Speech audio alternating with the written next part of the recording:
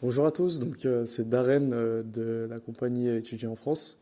Donc aujourd'hui, je suis en compagnie de Christian qui va nous parler de son vécu en tant qu'étudiant africain qui est venu ici pour poursuivre ses études supérieures. Je te laisse te présenter un peu, d'où tu viens, en quelle année t'es arrivé, etc. Ok, donc moi je m'appelle Christian Gauze, j'ai 21 ans et je suis arrivé en France en 2019 après mon bac et je viens de Côte d'Ivoire. J'étais dans une école à Abidjan qui s'appelle lycée français Blaise Pascal, donc c'est un lycée français en fait. Et voilà, c'est Ok. moi. Donc t'as dû à faire les procédures Campus France. Non. Non, parce que moi en fait, vu que j'étais dans un lycée français, c'était comme si j'ai fait Parcoursup, un peu comme ceux qui sont ici, tu vois. J'ai fait Parcoursup, j'ai postulé comme tout le monde, et puis j'ai été pris à Lyon 3 de base, en droit. Et ça a pas marché. J'ai fait 1 an de droit, ça a pas marché. Donc j'ai changé pour revenir en communication à Lyon 2. Et pour tes procédures, Ouais. du coup, ça a été un peu plus simple, vu que tu es passé par Parcoursup, tu t'es fait aider aussi peut-être. Ouais, vu qu'on est passé par Parcoursup, les professeurs étaient déjà formés à ça. Donc, on n'a pas eu vraiment de difficultés pour trouver des universités. Même pour les procédures pour arriver en France, c'était beaucoup plus simple. Il n'y avait pas trop de questions compliquées, de documents bizarres à donner et tout. C'était un peu plus simple. Donc voilà, globalement, c'était plus facile venant d'un lycée français que de ceux qui viennent du lycée ivoirien ou d'autres pays africains. Donc, pour ton intégration, vu que ça fait pas mal de temps que tu es ici, comment tu penses que tu t'es intégré? Est-ce que tu arrives à sortir au quotidien, te faire des amis? Est-ce que tu penses que tu as une vie sociale en dehors d'être étudiant? Ouais, j'ai une vie sociale, mais en vrai, j'ai pas beaucoup d'amis français. J'ai beaucoup d'amis africains comme moi, beaucoup d'amis qui viennent de Côte d'Ivoire, mais pas que.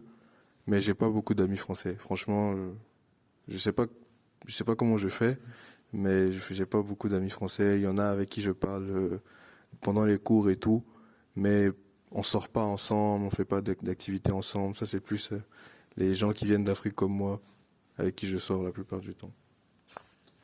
Et du coup, est-ce que tu as eu à chercher peut-être des stages, aussi dans le cadre de ta scolarité, on t'a peut-être demandé de chercher des stages, etc.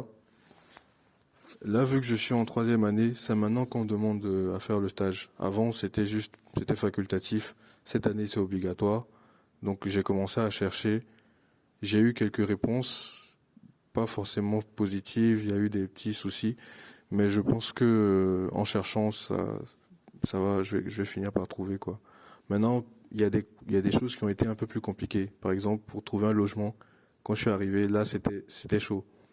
Parce que quand t'as ton accent, quand tu connais pas les codes d'ici, c'est difficile pour les gens de te laisser leur maison, quoi. Donc franchement, ça a été compliqué. Et en plus, moi, j'ai eu à chercher des logements 2 fois. Parce qu'il y a eu, quand je suis arrivé, et l'année dernière, quand mon frère est arrivé aussi, là, on était deux. C'était encore plus compliqué. Donc franchement, au niveau logement, c'était une vraie galère. Il y a des gens, ils t'appellent, enfin quand tu appelles, dès qu'ils entendent un peu ton accent, on dit non, non, non. En plus, vous êtes deux, ils veulent pas. C'était plus compliqué à ce niveau-là, mais en dehors de ça, bon, je peux pas trop me plaindre quoi. Niveau travail, bon, c'est des petits jobs d'étudiants. Là, franchement, c'était pas compliqué pour trouver. Et du coup, tu m'as dit que pour le logement, c'était un peu compliqué. T'as cherché combien de temps? T'es passé par une entreprise particulière pour trouver ton logement? J'ai cherché la première fois quand c'était moi seul, j'ai cherché pendant un mois et demi. Faut savoir que j'ai vraiment cherché, hein, genre vraiment pendant tout le mois, quasiment tout le temps. Je faisais des visites, j'appelais les gens, vraiment une cinquantaine de logements que j'ai visités.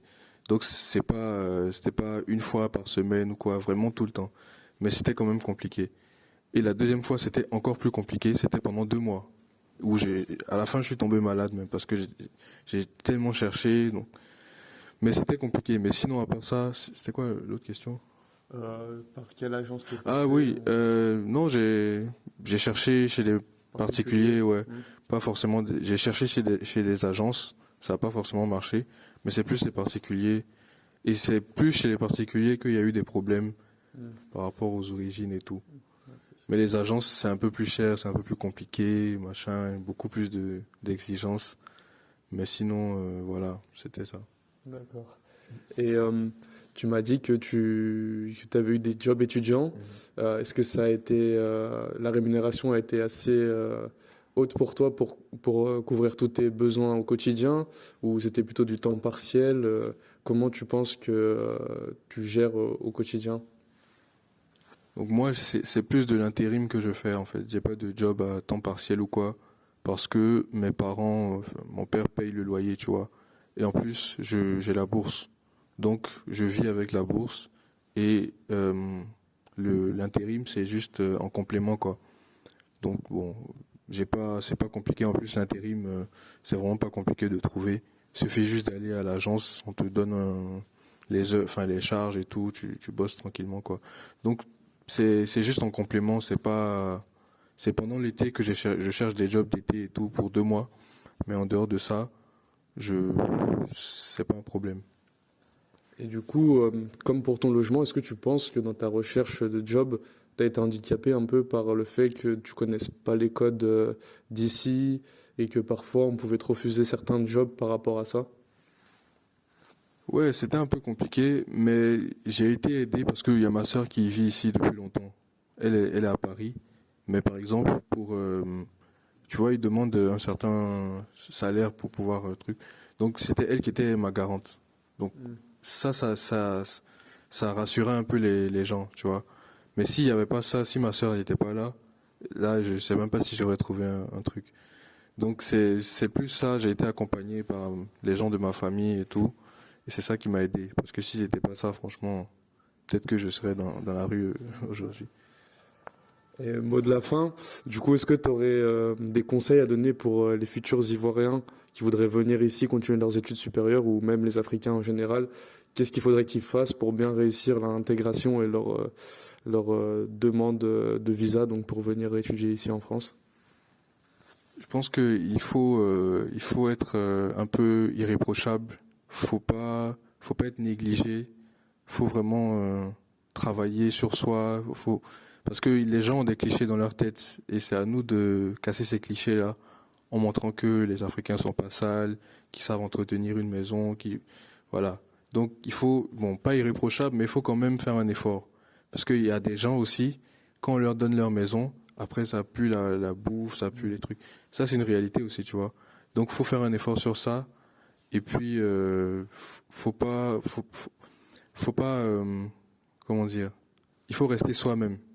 Faut pas chercher à copier les autres, faut pas chercher à trop se conformer, parce que même ça, au final, tu vas pas obtenir ce que tu cherches, rien en courbant les chines, en fait. Faut rester soi-même, faut être fier, faut rester soi-même. Je pense et il faut être irréprochable aussi. Je pense que les Africains qui suivent ça pourront s'en sortir un minimum. Bah écoute, je te remercie Christian pour être venu aujourd'hui et pour nous avoir partagé ton parcours et je te souhaite une bonne continuation pour la suite de tes études. Merci, toi aussi.